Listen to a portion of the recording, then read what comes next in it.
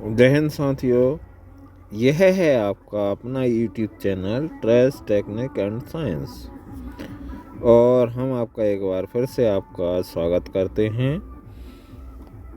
हम उपस्थित हैं कक्षा 8 के गणित की प्रश्नावली 14.2 का पहला प्रश्न और उसका हल लेकर। इसका पहला प्रश्न है, निम्नलिखित व्यंजकों के गुणनखंड ज्ञात कीजिए। और उसका पहला भाग है a² धन 8a धन 16 या a का वर्ग धन 8a धन 16। अभी हमने जो पिछली प्रश्नावली यानी 14.1 के प्रश्नों में गुणनखंड ज्ञात किए थे, उनमें उभयनिष्ठ या सार्व गुणनखंड करके हमने कर लिए गुणनखंड ज्ञात किए थे। लेकिन इनका जो मामला है वो अलग है, थोड़ा सा भिन्न है पिछली प्रश्नावली से। क्या भिन्नता है उसको यहाँ पर समझने की आवश्यकता है। हालांकि प्रश्न में कोई शर्त नहीं दी है कि किस प्रकार इसको हल करना है, फिर भी मैं आपको दो विधियां बताने का प्रयास करूंगा और दोनों विधियां में से अगर एक भी विधि आपने समझ ली तो होल लाइफ आपको काम में आने वाली हैं। तो चलिए शुरू करते हैं। अब थोड़ा सा इसको ऐसा समझ लीजिए कि जैसे एक उदाहरण के तौर पर x² धन 2xy धन y का स्क्वायर, ये आपके पास एक व्यंजक है,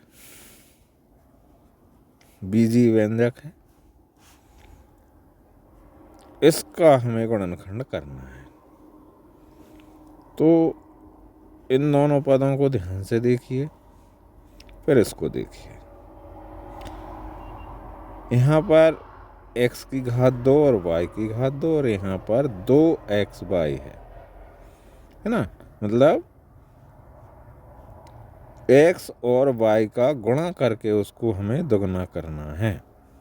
एक बात तो ये हो गई। इसको हम ऐसा कर सकते हैं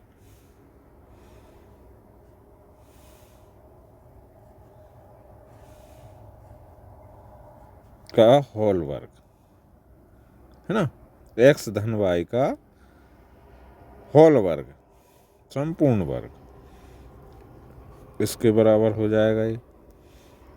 इसको हम इस प्रकार लिखेंगे x धन y और x धन y। ये ठीक वैसा ही है जैसे हमने लिखा 4 गुणे 4। तो क्या हो गया ये 16, या 16 क्या हो गया 4 की घात 2। तो ये समझ लीजिए कि 4 की घात 2 है और ये है 4 गुणे 4, ऐसा। ठीक है। तो एक विधि तो ये हो गई। इसके हिसाब से हम अगर इसको हल करें तो ये हो जाएगा आपका a की घात 2 और धन, इसको हम लिखेंगे 4 गुणे 4। ठीक है।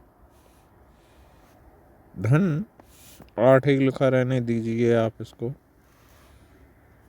यहाँ पर लिख लीजिए फिर से a की घात 2 धन 8a और 4 गुणे 4 को आप लिख सकते हैं 4 की घात 2। अब यहाँ पे देखिए x बराबर a और y बराबर क्या आ गया 4, है ना। तो बीच में क्या हो जाएगा, फिर जो थर्ड टर्म है इसका, ये क्या हो जाएगा 2, x बराबर क्या होगा आपका a, 2 गुणे a और y बराबर क्या होगा 4 धन 4 का स्क्वायर। हो गया ना ये इस फॉर्म में हो गया, है ना। तो अब इसके माने क्या हुए कि ये हो गया आपका a धन b x धन y की घात 2 और इसको हम लिखेंगे a धन 4 गुणित ए धन 4, ये इसका गुणनखंड हो जाएगा।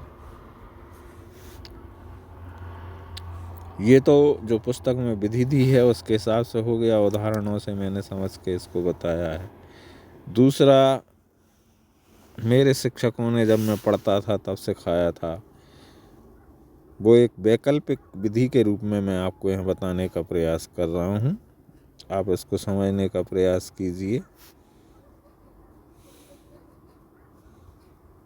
हो सकता है आपके दिमाग में ये बैठ जाए। ये मैंने प्रश्न लिखा, प्रश्न का पहला भाग लिखा। फिर हमारे गुरुजनों ने बताया था कि पहला पद और अंतिम पद जो है इनका आप मन में गुणा कीजिए। पहले पद और अंतिम पद का मन में गुणा कीजिए। तो आप इन दोनों का मन में गुणा कीजिए तो आपके मन में क्या आएगा? 16 और ए वर्ग का गुणा क्या होगा? 16 ए घात 2 ये होगा। एक बात तो ये हो भाई कि हमें पहले पद और अंतिम पद का गुणा करना है। फिर क्या करना है? जो बीच की संख्या है उसको लाना है। कैसे लाना है? इन दोनों पदों के गुणन करने पर जो संख्या हमें प्राप्त हुई है, जो राशि प्राप्त हुई है, उनको ऐसे दो भागों में तोड़ना है कि उनको जोड़ने अथवा घटाने पर बीच की संख्या आ जाए और गुणा करने पर जो गुणनफल पहले पद और अंतिम पद का आया है वो प्राप्त हो जाए। समझ रहे हैं आप बात? इस संख्या का जो गुणनफल हमें प्राप्त हुआ है उसके दो भाग ऐसे करना है कि जोड़ने पर हमें बीच की संख्या प्राप्त हो और गुणा करने पर यही संख्या प्राप्त हो जाए। तो 16 के हम क्या गुणन कर सकते हैं? 4 धन 4, इनको हम जोड़ेंगे तो 8 हो जाएगा। ए और लिख दें इसमें हम, क्योंकि ए भी है। 4 धन 4, इनको हम जोड़ेंगे तो 8 हो जाएगा और गुणा करेंगे तो क्या हो जाएगा? 16 और 1 की घात 2 हो जाएगा। चलिए इस प्रकार से कर लेते हैं अब हम। तो हमने इसको लिखा 1 की घात 2 धन 4a धन 4a। 8 को हमने दो टुकड़ों में कर लिया, या ऐसा मान लें इसके हमने दो टुकड़े कर दिए कि गुणा करने पर हमें ये संख्या प्राप्त होगी और जोड़ने पर हमें ये प्राप्त हो जाएगी बीच की संख्या। और इसको हम वैसा ही का वैसा लिख दें 16। ठीक, अब इसके दो खंड कर लीजिए। एक खंड ये हो गया, दो चार पद हो गए इसमें, तो दो पद बांट लीजिए। अब फिर देखिए पहले भाग में जो हमने दो भाग किए हैं उनमें उभयनिष्ठ राशि क्या है? इसमें उभयनिष्ठ है ए, तो ए उभयनिष्ठ ले लीजिए, सार्व ले लीजिए, सार्व गुणनखंड। अब यहाँ पर 2 बार ए है, ए की घात 2 है तो 2 बार ए होगा, ए गुणित ए, तो एक ए बचेगा यहाँ पर क्योंकि एक हमने उभयनिष्ठ ले लिया है। धन जो चिन्ह है वो लगा देंगे।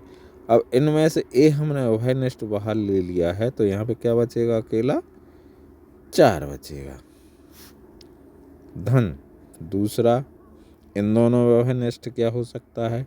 16 को हम लिख सकते हैं 4 गुणित 4, है ना?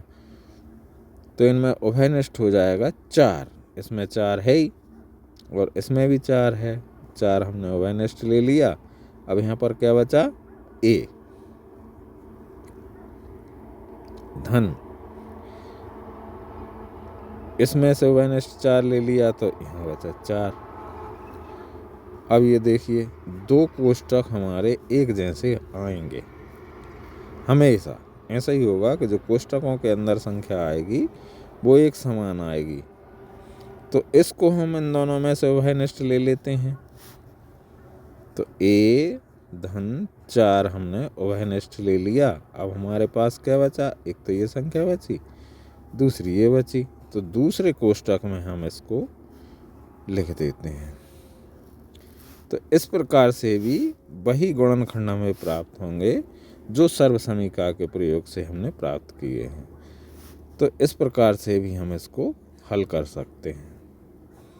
ये पहला भाग है प्रश्न नंबर 1 का। ज़्यादा विस्तृत हो गया है इसलिए वीडियो ज़्यादा लंबा हो जाएगा। इसको यहीं संपन्न करते हैं। मिलते हैं अगले भाग के हल में। तब तक के लिए जय हिंद।